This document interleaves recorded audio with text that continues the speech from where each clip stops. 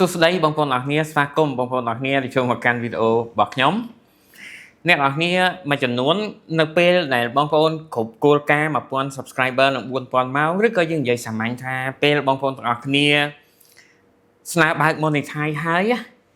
បងប្អូនអរគ្នាខ្លះអត់ដឹងថាត្រូវធ្វើអីទៀតទេដំណាក់កាលបន្តទៅទៀតត្រូវ process អីទេថ្ងៃនេះខ្ញុំនឹងលើកយកដំណាក់កាល4ដំណាក់កាលដែលបងប្អូនត្រូវធ្វើដាច់ខាតត្រូវតែធ្វើបើមិនចង់ខូច channel ឬក៏ខូច Google AdSense របស់បងប្អូនអរគ្នាមកបង្ហាញនៅក្នុងវីដេអូរបស់ខ្ញុំមួយនេះបើសិនជាបងប្អូនទាំងអស់គ្នាមួយចំនួនជាពិសេសគឺបងប្អូនថ្មីតែម្ដងនៅខ្វះខាតនៅស្ទាក់ស្ទើរនៅងងឹតអត់ទាន់ដឹងថាក្រោយពីចប់4000ម៉ោង 1000 subscriber ឬក៏យើងនិយាយថាក្រោយពីជាប់ apply ជាប់ YPP program រលុយជាមួយ YouTube ហើយបងប្អូនអរគ្នាអត់ដឹងថាត្រូវធ្វើអីទៀតបងប្អូនខ្លះមែនតើគឺមកដល់កន្លែងហ្នឹងគាត់ដឹងថាគាត់បានលុយឯងប៉ុន្តែលុយចូលតាមណាអត់ដឹងទេគិតតែផលិតវីដេអូល្អៗទៅហើយផលិតវីដេអូល្អៗមិនមែនខិតខំផលិតទេដោយសារតែគាត់មានសកម្មភាពរបស់គាត់រាល់ថ្ងៃមកអញ្ចឹងគាត់ចេះតែថតទៅហើយគាត់បានផ្ដោតថាត្រូវធ្វើអីទៀតបន្តទៅទៀតទេអញ្ចឹងនៅក្នុងនេះខ្ញុំនឹងបញ្យល់បងប្អូនអរគ្នាមួយហើយឲ្យងាយសម្រាប់បងប្អូនថ្មីដែលទើបតែចាប់ផ្ដើមស្គាល់ channel របស់ខ្ញុំគិតថា channel របស់ខ្ញុំស័ក្តិសមមួយបងប្អូនសម្រាប់រៀនសូត្រក្នុងការស្វែងរកចំណូលពី YouTube ចាប់ផ្ដើមដំបូងខ្ញុំសូមងាកទៅខាងក្រោយបន្តិចខ្ញុំសូមនិយាយអំពីគោលការណ៍របស់ YouTube ជាពិសេសគឺបងប្អូនថ្មីមុននឹងយើងនិយាយពីគ្រប់ក្រោយពីគ្រប់គោលការណ៍ឥឡូវយើងនិយាយពីគោលការណ៍របស់ YouTube គោលការណ៍របស់ YouTube ដើម្បីរកលុយបានទី1វីដេអូរបស់បងប្អូនទាំងអស់គ្នាគឺជាវីដេអូ original វីដេអូដែលចេញពីទេពកោសល្យរបស់យើងចេញពីចំណូលចិត្តរបស់យើងទី1បងប្អូនទាំងអស់គ្នាត្រូវរកនឹងឲ្យឃើញទី2បងប្អូនទាំងអស់គ្នាត្រូវបង្កើត channel YouTube មួយមុននឹងបង្កើតបានតើអ្នកទាំងអស់គ្នាបង្កើត Gmail អញ្ចឹងពេលបង្កើត Gmail បានបង្កើត channel YouTube ហើយបងប្អូនទាំងអស់គ្នាត្រូវរកឲ្យបាន1000 subscriber នៅក្នុងរយៈពេល12ខែចុងក្រោយសម្រាប់វីដេអូ long ថតផ្ដេកបូកជាមួយនឹង4000ម៉ោងក្នុងរយៈពេល12ខែចុងក្រោយអញ្ចឹង12ខែហ្នឹងធ្វើម៉េចឲ្យបាន2ហ្នឹងឬក៏10លាន view ក្នុងរយៈពេល3ខែចុងក្រោយសម្រាប់វីដេអូបញ្ឈរគឺវីដេអូ short ក្រោម3នាទីស្ដាប់តើកន្លែងហ្នឹង1000 subscriber គឺអ្នកនរគ្នាត្រូវតែរកឲ្យបានប៉ុន្តែ4000ម៉ោងឬ10 view មួយណាពេញមុនគឺ apply monetize ស្នើសុំឲ្យលុយបាននៅពេលនោះអញ្ចឹងនេះគឺជាលក្ខខណ្ឌសំខាន់តែខ្ញុំអត់និយាយអំពី500 subscriber និង3000ម៉ោងទេហើយខ្ញុំអត់និយាយពី500 subscriber ហើយនឹង3 view ទេខ្ញុំនិយាយតែអំពីលក្ខខណ្ឌដែលអាចរកលុយបានទាំងអស់តែម្ដងប្រភពចំណូលប្រមាណខ្ញុំបង្ហាញបងប្អូនទាំងអស់គ្នានៅក្នុងវីដេអូនេះក្រោយពីអ្នកទាំងអស់គ្នារកបាន1000 subscriber ហើយនឹង4000ម៉ោងបាទឥឡូវបងប្អូនមួយចំនួនដែលគាត់ស្នើគ្រប់ហើយមកចូលនិយាយអំពីប្រធានបទរបស់យើងនៅពេលដែលបងប្អូនអរគ្នាមាន4000ម៉ោងមាន1000 subscriber ស្នើបានជោគជ័យហើយអ្នកនរគ្នាអត់ដឹងថាត្រូវធ្វើអីទៀតចេះតែផុសវីដេអូទៅបងប្អូនមួយចំនួនគឺមានបញ្ហាកន្លែងនេះបិទ monetize YouTube បិទ monetize ដោយសារតម្រូវឲ្យអ្នកនរគ្នា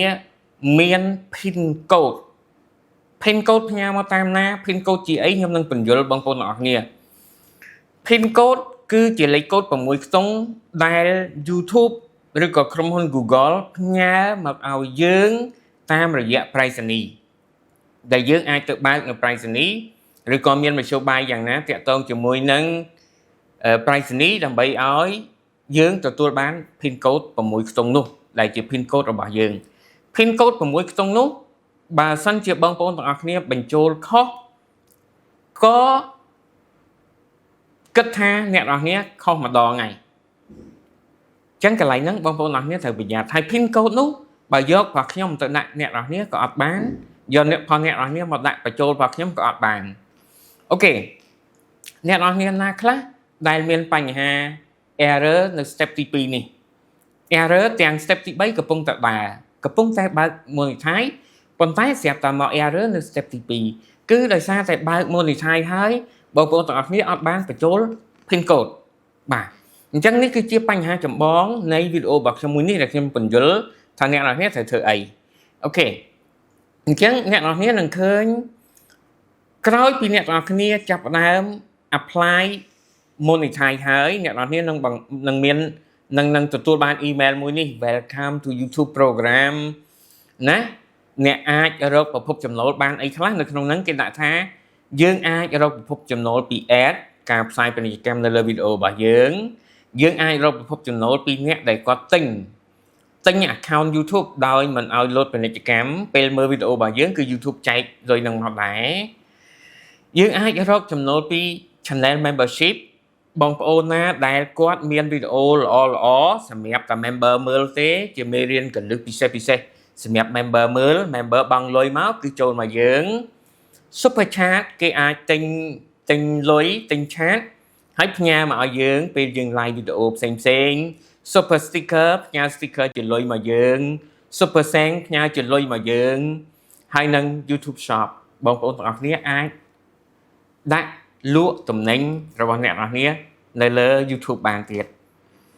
ហើយចំណូលដែលធំជាងគេទៀតនោះបើនៅស្រុកខ្មែរបងប្អូនឃើញលុបពាណិជ្ជកម្មពីក្រុម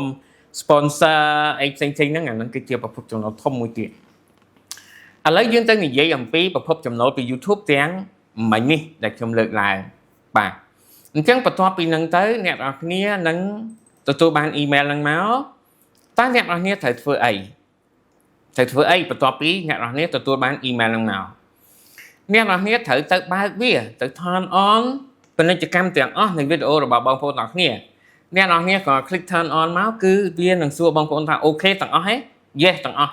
គឺយកវីដេអូរបស់យើងបើកពាណិជ្ជកម្មទាំងអស់អញ្ចឹងបានន័យថាចាប់ពីថ្ងៃដែលយើងចូលជាដៃគូរបស់ YouTube ទៅវីដេអូរបស់យើងដែល load ពាណិជ្ជកម្មគឺលុយត្រូវបានយើងប៉ុន្តែវីដេអូរបស់យើងដែលមានអ្នកមើលកន្លងមកគឺអត់បានលុយទេប៉ុន្តែចាប់ពីថ្ងៃនេះតទៅវីដេអូរបស់យើងទាំងអស់ឲ្យតែមានអ្នកមើលគឺដឹងតែ YouTube ចែកលុយជាមួយយើងតែពីអតីតកាលអត់គិតទេ view ពីម្សិលមិញអត់គិតទេ view ថ្ងៃនេះគិតពីថ្ងៃនេះទៅបាទអញ្ចឹងកន្លែងហ្នឹងសង្ឃឹមថាបងប្អូនទាំងអស់គ្នាយល់បាទបន្ទាប់ពី accept ហើយអ្វីដែលយើងត្រូវធ្វើគឺមាន4ចំណុចដែលត្រូវធ្វើទី1អ្នកទាំងអស់គ្នាត្រូវតែ confirm អត្តសញ្ញាណប័ណ្ណ verify អត្តសញ្ញាណប័ណ្ណដោយថតអត្តសញ្ញាណប័ណ្ណឲ្យបានស្អាតបាទថតអត្តសញ្ញាណប័ណ្ណរបស់បងប្អូនឲ្យបានស្អាតច្បាស់ហើយបងប្អូនត្រូវតែផ្ញើទៅ YouTube ផ្ញើតាមណានៅពេលដែលបងប្អូនអរគ្នាមានលុយចាប់ពី$10ទៅគឺ YouTube នឹង notification នៅលើ Google AdSense របស់បងប្អូនអរគ្នាតិចទៀតខ្ញុំនឹងបង្ហាញបងប្អូនអរគ្នារបៀបចូលទៅក្នុង Google AdSense បងប្អូនខ្លះបង្កើត Google AdSense ហើយអត់ដឹងថាចូលទៅ Google AdSense មិនទៀតបាទអញ្ចឹងអ្នកនរគ្នានៅពេលដែលទទួលលុយបានប៉ុណ្ណឹងនោះអ្នកនរគ្នានឹងទទួល notification ឬក៏ email ពី YouTube មកឲ្យអ្នកនរគ្នាផ្ញើអត្តសញ្ញាណប័ណ្ណទៅហើយបាទអ្នកនរគ្នាត្រូវធ្វើកន្លែងហ្នឹងទី2អ្នកនរគ្នាត្រូវបំពេញតាក់ជាធម្មតាគឺមាន2បាទតាក់ form នេះមាន2តាក់អាមេរិកហើយនិងតាក់សិង្ហបុរីអ្នកនរគ្នាត្រូវបំពេញតាក់បាទបំពេញតាក់ទាំង2នៅក្នុងវីដេអូរបស់ខ្ញុំមានហើយអ្នកនរគ្នាត្រូវ set up bank payment អ្នកនរគ្នាត្រូវភ្ជាប់ធនាគាររបស់អ្នកនរគ្នា account ធនាគារណាធនាគារទៅឲ្យទៅធនាគារក្នុងស្រុកដែលអ្នកនរគ្នាអាចដកលុយបានអ្នកនរគ្នាយក saving account លេខកុង saving កុងធនាគារមិនមែនលេខកាត Visa កាតទេសូមបញ្ជាក់កន្លែងហ្នឹងបើបានបងប្អូនអរគ្នាបានមើលវីដេអូរបស់ខ្ញុំដល់កន្លែងនេះលេខកុងធនាគារដែលអ្នកនរគ្នាបាន từ bao toàn nơi thằng kia mình men chỉ lấy visa cá mình men chỉ lấy công tại net rồi kia bao nơi lơ tu sập đấy đôi mình từ ban toàn nơi thằng kia tê cứ lấy chụp lại cả và toàn máu net rồi kia nâng từ tua ban chùm nổ lại pe lại lối lơ pin mà rồi cứ YouTube nâng nhà oi riêng róa khẻ mà đó cái này ní trong xong bạch chẹt bông bông đặc liền tích ô thì ho khai ní khai mùi nè nó nhất thử ba lối khai đọc pi nơi ngay tí đọc pi nơi ngay tí đọc pi khai mùi lối khai đọc pi sở rốt mùi khai pính nâng thliết chôl mà không Google Action rồi bông bông đặc liền nơi ngay tí đọc pi khai mùi hay lối đây là châu công thì kia là bong bóng nọ nia lôi khai đọc pi để thử châu công thì kia là bong bóng nọ nia nơi ngay ti mà pay pi đó ti mà pay bầm bấy nơi khai mùi sắp toán đấy lôi pi YouTube châu Google Action ngay đọc pi này khai bằng top hay lôi pi Google Action là châu công thì kia là bong bóng nọ nia nơi ngay ti mà pay pi là hôm đó pay bấy này trong khai này ở thì họ khai này khai muối chẳng dưng là bạn lôi khai đọc pi nơi ngày tí phải biết đâu mà phải vậy lôi châu công vậy lôi châu công tạm đó ok bạn chẳng pin code nó rụp riêng bây giờ mấy pin code nhưng tập từ pin code cứ kịp nhà chia sẻ bỏ cái chọn trẻ bằng con ở nhé kịp nhà chia bà kịp nhà chia sầm bot bài này bằng con tầng ở kia châu từ nông page bằng con này verify tại hơi nhé hay rong trăm pin code châu từ nông page rồi ba price níឬក៏ Telegram channel របស់ Price នេះពួកក្រុមការងារ Price នេះគាត់នឹងប្រកាសឈ្មោះតារាងឈ្មោះ Google Action ដែលមកដល់តាមហ្នឹងហើយបងប្អូនអរគ្នាមានលេខទូរស័ព្ទនៅហ្នឹងហើយអាចតាក់ទងក្រុមការងាររបស់ពួកគាត់ណាបាទខ្ញុំសម្រាប់ខ្ញុំនៅតែលើកទឹកចិត្តបងប្អូនទាំងអស់គ្នាថា YouTube គឺជាការងារទី2គឺជាកំណប់ទ្រព្យដែលអាចរកចំណូលឲ្យបងប្អូនទាំងអស់គ្នាដោយស្ងៀមស្ងាត់បំផុតបាទអញ្ចឹងបងប្អូនទាំងអស់គ្នាថាចុះខ្ញុំមិនក៏ខ្ញុំចែកម្លែកហើយខ្ញុំអត់មានបើកថ្នាក់បង្រៀនត្រូវហើយដោយសារខ្ញុំអត់មានខ្ញុំមានចំណូលគ្រប់គ្រាន់ដូច្នេះខ្ញុំអត់ត្រូវការឲ្យបងប្អូនទាំងអស់គ្នាចំណាយមកខ្ញុំទេខ្ញុំចង់ឲ្យបងប្អូនទាំងអស់គ្នាជោគជ័យដោយមិនចំណាយតតែសោះស្ទើរតែមិនចំណាយតតែសោះប៉ុន្តែយើងត្រូវចំណាយអ៊ីនធឺណិតយើងត្រូវចំណាយកម្លាំងអីអាហ្នឹងវាជារឿងធម្មតាតែមិនចាំបាច់ចំណាយទេហើយបើបងប្អូនចង់បានលម្អិតទៀតសម្រាប់បងប្អូនដែលគាត់មកទិញកុំព្យូទ័របងប្អូនអាចជួបជាមួយខ្ញុំហើយសុំកត់សំណួរមកតែម្ដងក៏បានដែរកាន់តែល្អជួបជាមួយខ្ញុំចំណាយពេល1ម៉ោង2ម៉ោងដោយក្តីរីករាយបំផុតពេលបានជជែកជាមួយបងប្អូនទាំងអស់គ្នាបាទបងប្អូនទាំងអស់គ្នាមួយទៀតដែរខ្ញុំក៏សូមអធិស្ឋានដែរបើសិនជាខ្ញុំបកស្រាយនៅក្នុងវីដេអូរបស់ខ្ញុំមួយនេះមានចំណុចខ្លះដូចជាខ្វះខាតឬក៏លើសលួសដល់បងប្អូនសូមអធិស្ឋាននេះជាការចែកម្លែកហើយខ្ញុំឃើញបងប្អូនអរគ្នាតែងតែមានកំហុសនៅកន្លែងហ្នឹងអញ្ចឹងហើយបានជាធ្វើវីដេអូឆ្លៀតធ្វើវីដេអូមួយនេះជូនបងប្អូនអរគ្នាដើម្បីកុំឲ្យអ្នកនរគ្នាចន្លោះនៅក្នុងការ verify អត្តសញ្ញាណប័ណ្ណបាទបងប្អូនចង់ដឹងពីការ verify អត្តសញ្ញាណប័ណ្ណមិននៅក្នុងវីដេអូរបស់ខ្ញុំមានទាំងអស់ហើយអ្នកនរគ្នាអាចទៅមើលហើយវាលំអៀងគ្នាបន្តិចបន្តួចទេអត់បញ្ហាទេ2026គឺឱកាសនៅក្នុងការរុញ channel តូចកាន់តែខ្លាំងសម្រាប់ YouTube អញ្ចឹងបងប្អូនអរគ្នាកុំភ្លេចចាប់ផ្ដើមបាទអរគុណអ្នកនរគ្នាជួបខ្ញុំនៅវីដេអូរបស់ខ្ញុំថ្មីបន្តទៀតជំរាបលា